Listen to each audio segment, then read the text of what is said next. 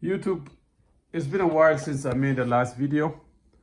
I've been working so hard trying to finish this house. Lately, I've been working into walk-in washroom, the master bedroom walk-in washroom.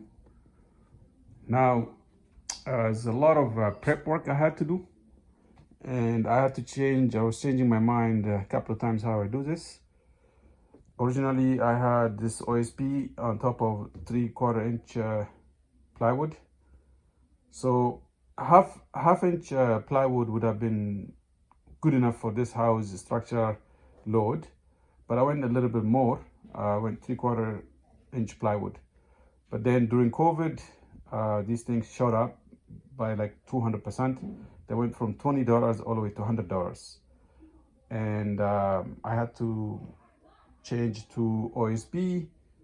Also, someone suggested to go 3/8 more on top of 3/4 inch, so I added that OSB on top. And this created few problems when it comes to washrooms, right? Water is a nemesis for your house. Water will find anywhere. Like, you gotta really think the way water thinks. Water will find the size of a hair, and once it enters through that hole, it will sip itself through everywhere, right? But there's a term for it. Someone may comment in the video, I don't remember the term. So I mean, that was my challenge when I'm building this house, that I gotta keep water out. I have few challenges on the windows, and then eventually I solved it. So the washroom is another place water gives you a hard time. Now, I learned that from an existing example, which I'm going to show you in a minute, right? So my washroom that I'm temporarily using, I'm having some water leak around the bathtub and the toilet, and you see what happened, right? So no matter what you do, no matter how much silicone you use, you have to assume that silicone does not protect anything. It's just the last defense, right? Water will find itself. So you have to mitigate it. What happens when it finds its way down to where it's not supposed to be, right? So how are you gonna take care of that is the question. Now you can see here, the worst place water can get is this area. Now I can smell this mold. It's really bad, right? And OSB is the worst.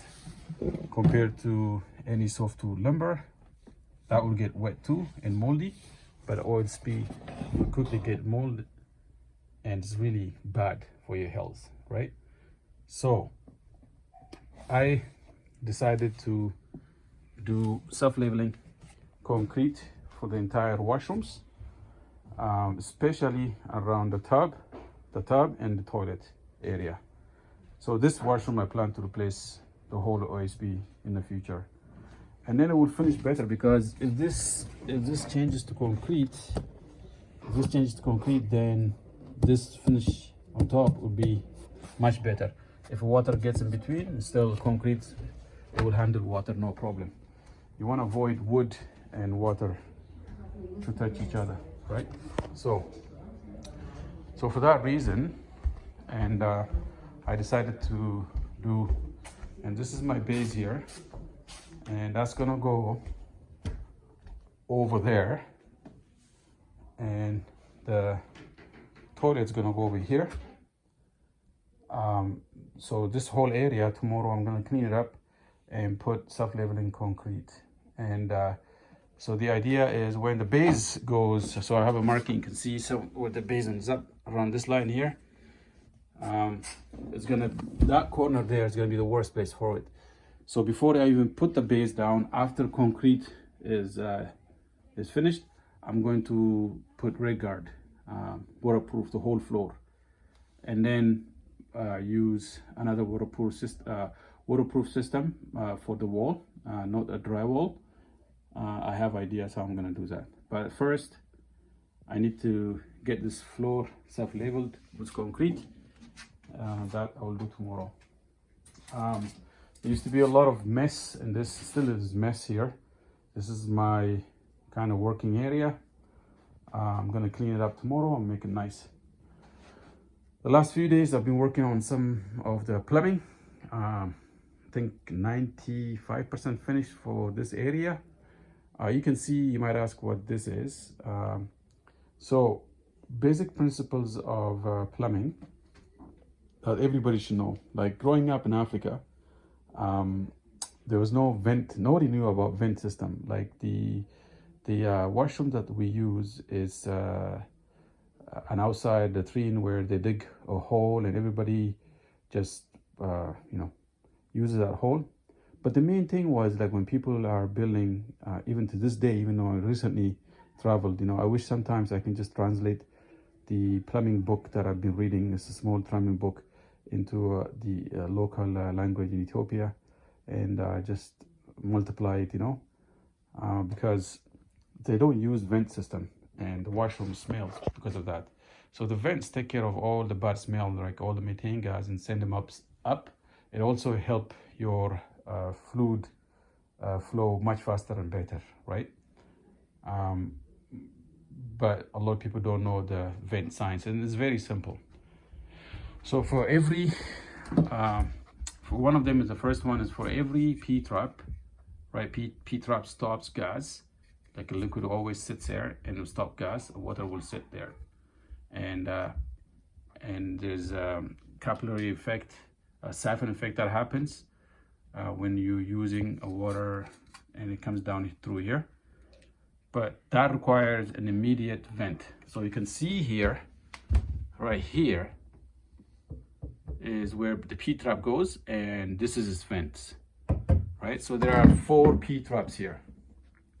So the P-trap over there for the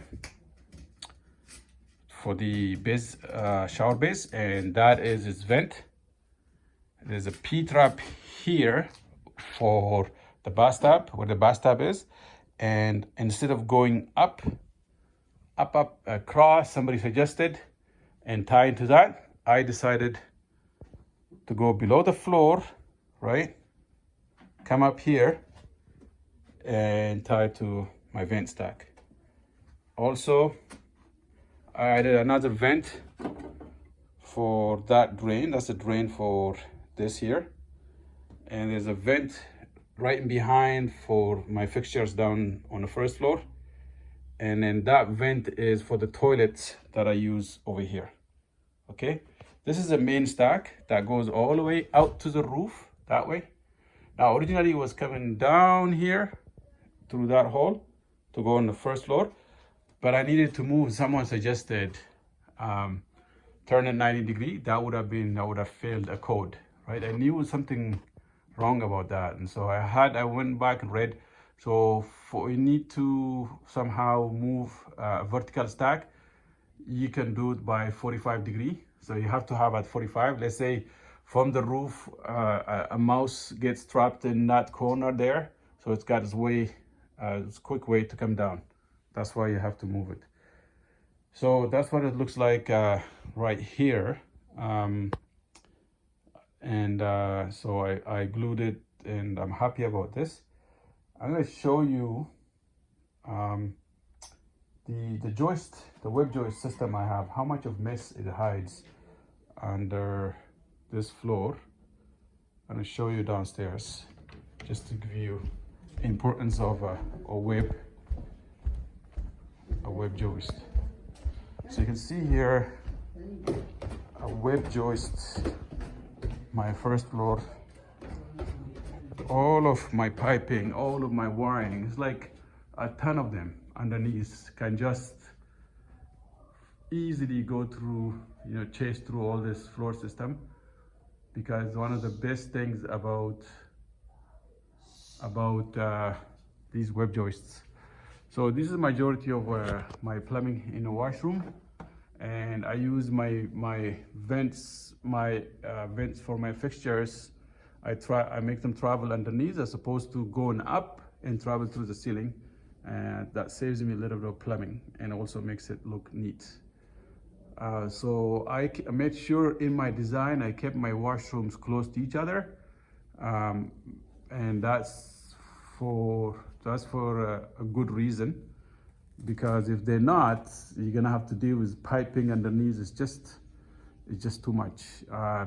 So that's when I designed this house. I made sure the washrooms are close to each other. And the other challenge was the laundry room. So this is the longest drop. It goes about 4 inch. It dropped 4 inch, and I just had enough drop for it over there. In fact, I could not get enough slope for it, and I failed my plumbing, and I had to move it. Over to closer to here. It was further down before. I had to move it closer to here to get the right slope. Now it slopes at 1/4 per foot, so it's doing good. Now, it looks like I don't have much to do, but it's a lot of work. And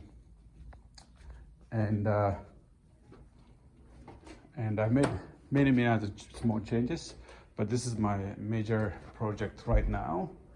And I just want to share some tips on how to make sure that water, you mitigate any water issues in your washroom, right? To avoid all those mold. I've shown the examples of mold. And also a neat way to do venting. Instead of going through the ceilings, I kind of control them in this area. Same for the toilet over there. I also came up with a shelving idea over there. That's gonna be my shelving for my shower. It's a big shower. I have a nice design, like a big shower head coming down. Simple idea, like nothing big. A bench over there is my plan, to do a bench over there. And I think it's a nice design I have. It took a while to come up with this design, but I'm proud of it. The main thing is that I was able to figure out to move that stack over, right? And allow a four foot sink over here. So I'm happy about that. Yeah, so I appreciate it for watching my video. I hope you learned something. Please like and subscribe. And there's more to follow. I'm going to talk about my friends in the military. I'm gonna make a video. Locally, I'm being a little bit known, and some of my friends have been asking me to help them build a house. I've had a lot of people help me build this house, and I want to help others. Okay, thank you. Ciao.